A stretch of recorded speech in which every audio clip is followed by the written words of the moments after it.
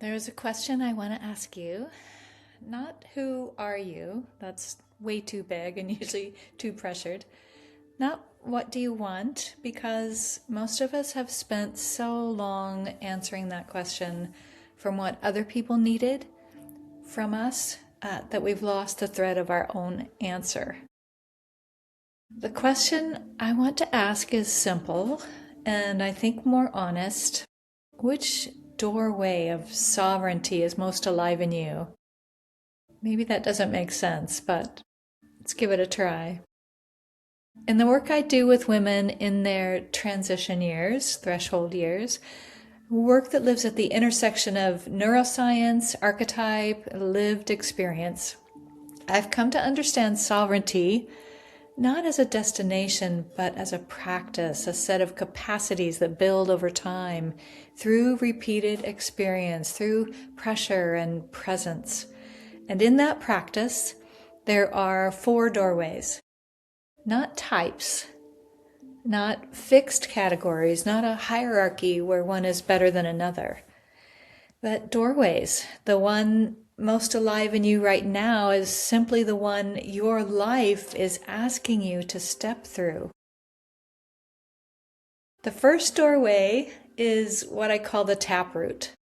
So this is the doorway of deep knowing, structural wisdom, the woman who has been the one others lean on, whose generosity is real, whose roots run deep, and who has spent most of her knowing in service of everyone else. If you're standing in this doorway, what is becoming true is this. There is a version of this season that includes you, but not instead of others, as well as. So the taproot's sovereignty is not about reclaiming what she gave. It is about discovering she was allowed to receive all along. The second doorway is the deep current.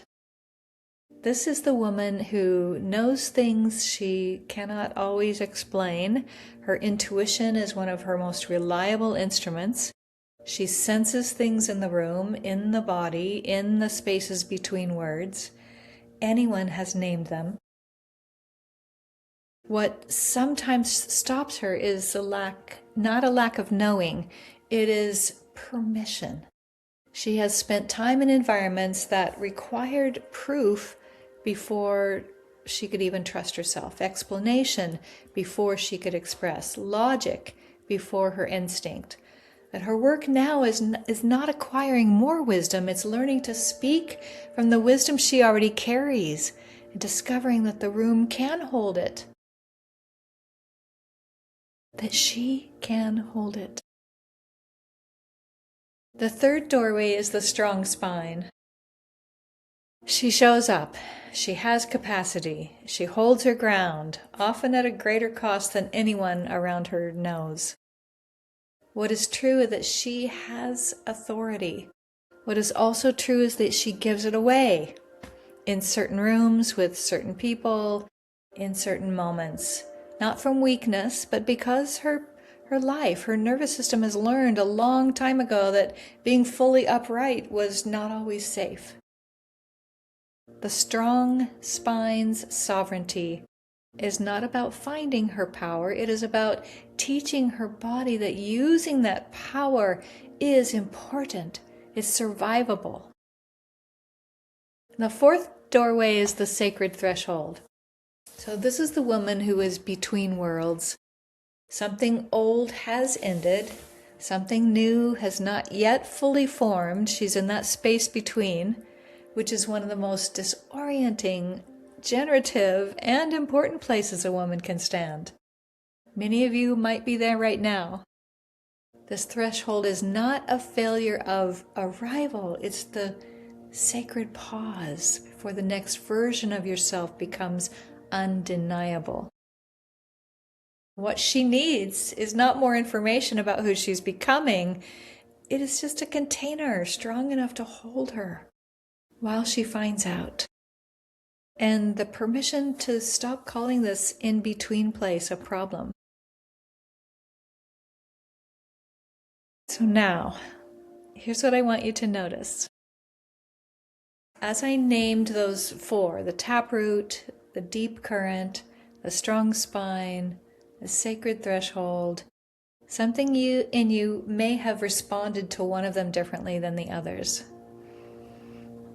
Not a dramatic response necessarily, maybe just a slight shift, a small pulling of your attention, quiet recognition. That's the doorway. We're not permanently one type. We move through these doorways over the course of a life, maybe sometimes at the same time, sometimes over the course of a year. What's most alive in you right now is shaped by what season you're in, not by what you've always been. That development, understanding, is fundamental to this work. Sovereignty is not a fixed state. It's a practice maintained under pressure in the same way that your bones are formed. And I've built a 10-question experience called In Her Bones that will help you identify which doorway you're currently standing in, or what's most active in you, what is actually the work ahead for you. It's not a personality quiz. There are no right answers, no wrong answers, no scores. It is a reflection, a moment of recognition. And each question puts you in a real situation, something with a little bit of pressure, a little bit of tension, maybe a little decision in it, that asks you to notice what your first honest response is. Not the answer you think you should give, not the best version of yourself, the true one. Before you get your result, the quiz will ask you to do one thing. Place one hand on your sternum, on your heart, on your chest. Take one slow breath and notice what is already responding in you before a single word tells you what to feel.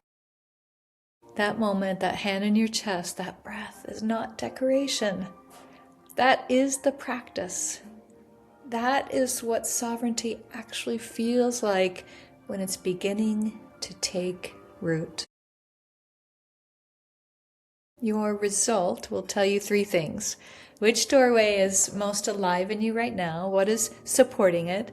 And what is asking for gentle attention? Not judgment, not a ranking, not doing it right, not a to-do list. It's just a map.